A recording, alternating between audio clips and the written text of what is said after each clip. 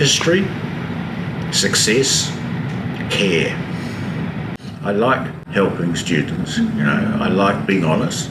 There's good things about coming to Foundation, there's good things about coming to New Zealand and the University of Auckland.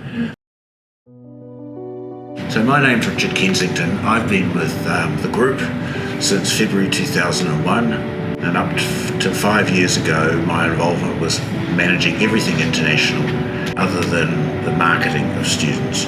And more recently I have more of a relationship role, so I go and meet students, meet agents, that sort of thing.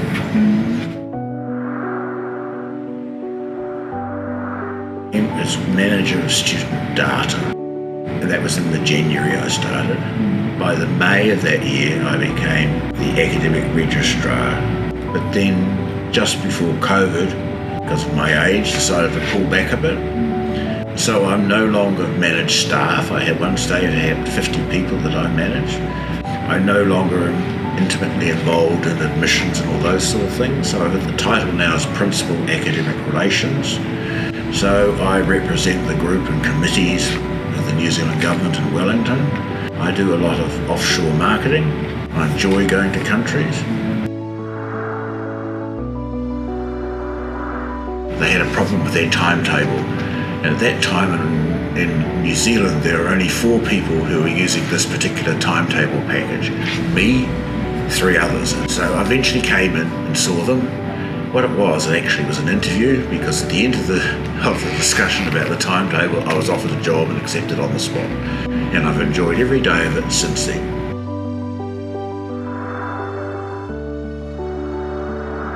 The UoAIC Foundation, University of Auckland Foundation, didn't actually exist before 1998. So the then CEO, he was in Indonesia, and it happened to be in Surabaya in Indonesia, and there was a tropical cyclone, which meant he and the other New Zealanders that were there, and one of them was a leader from the University of Auckland, after 3 days of discussion and not being able to get out because of the typhoon, the university agreed it would be an idea if we helped them develop a foundation program to recruit international students. And we've had a continuous agreement with the University of Auckland since 1998. So, while we're recognising 25 years, it actually started before 25 years. And I think there's no other organisation that I'm aware of, and I travel a lot around the world, where a public body of significant standing, like the University of Auckland, has an agreement with a non-university to deliver and recruit students for them for that period of time.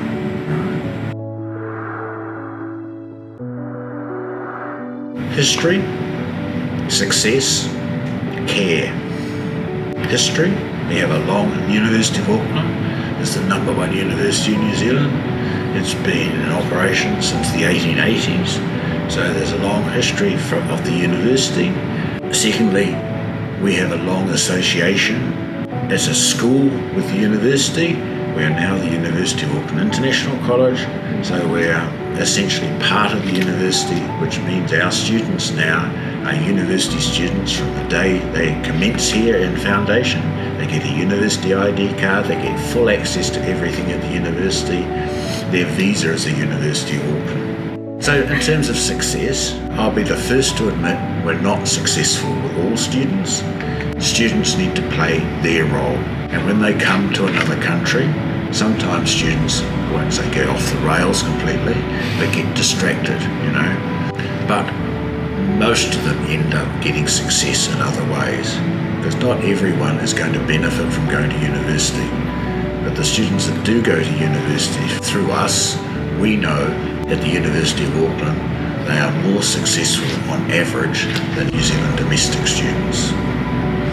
And in terms of care, the Code of Practice in New Zealand was set up to make sure providers maintained minimum standards. We need to be always better than the Code of Practice in everything we do. And we provide wonderful accommodation and support for students, visa support, care, out-of-hours support. Students contact you for a variety of reasons. Parents contact you for a variety of reasons. I had one parent once who somehow or another had my mobile number and rang me at 11 o'clock at night. at home. Could I help with his child? And I said yes. So, care and support and looking after people is not just this organisation, it's the whole family you're looking after.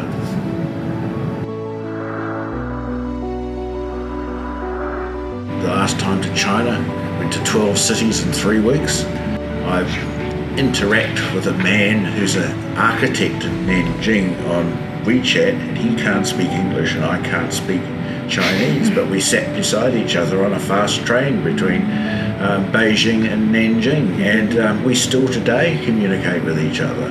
And that man is a leading architect in Nanjing, and he's helping to promote the University of Auckland International College among architects in China as an opportunity for Chinese students to come to us and eventually graduate from the University of Auckland with a Bachelor of Architecture.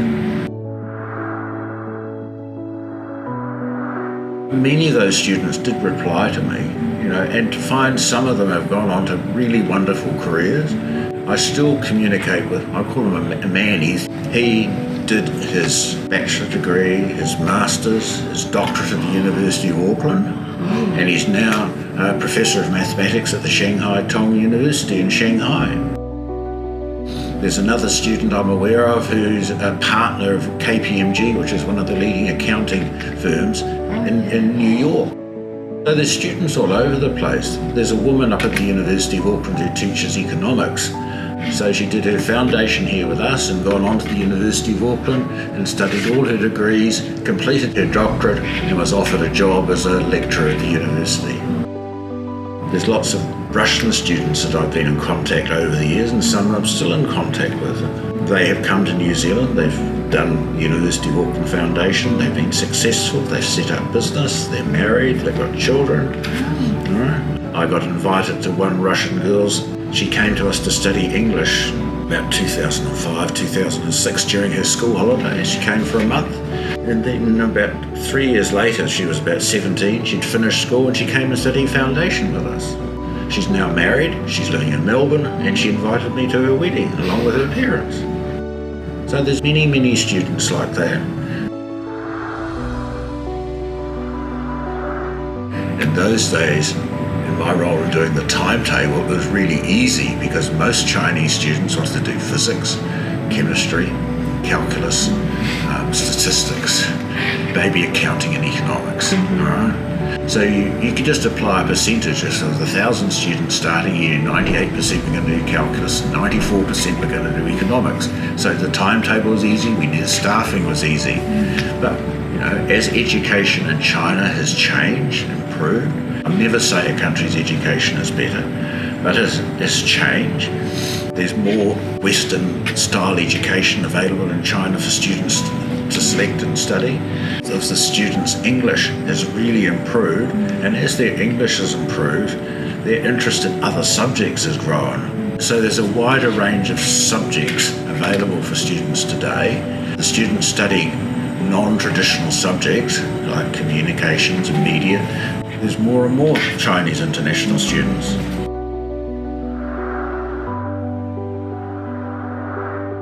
In terms of students who would like to come and study with us, we can make sure a student who remains focused gets success in the foundation, success in life, and will be best prepared for life at the university to get a good qualification from the #1 university in New Zealand. We know many students want to move overseas after getting a qualification. That's fine. They meet their goal in New Zealand, and we're able to help them to achieve that in their first stage of life.